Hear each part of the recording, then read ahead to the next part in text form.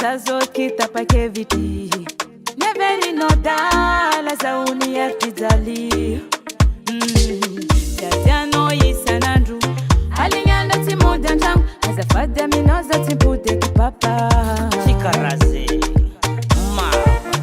Mama nzazabi Ezofatisara zamai Alekuza celibatera Rekizanako Tizeza yari tuzali anchangu no Aleku misara karesta misi miyadi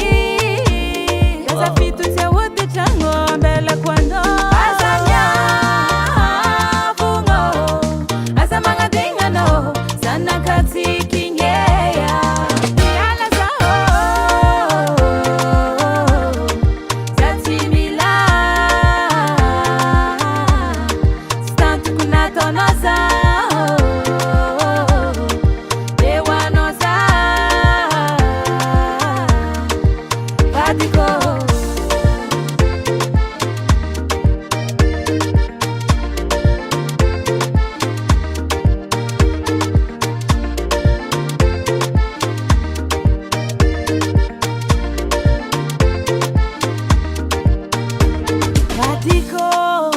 Nola fuku vide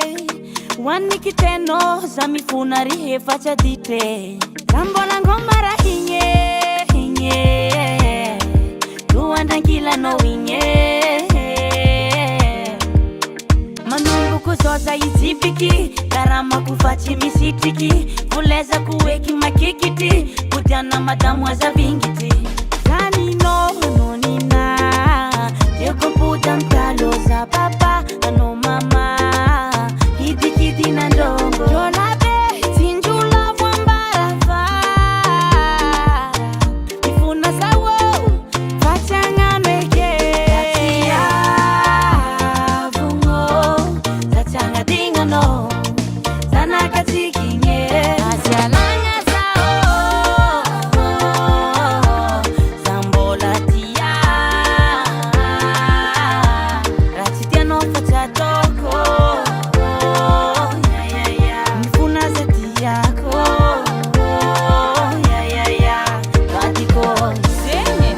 meta nirvu donc ta vange Anir nis kwa neko Sasa kwa mleli kabaru Saya lau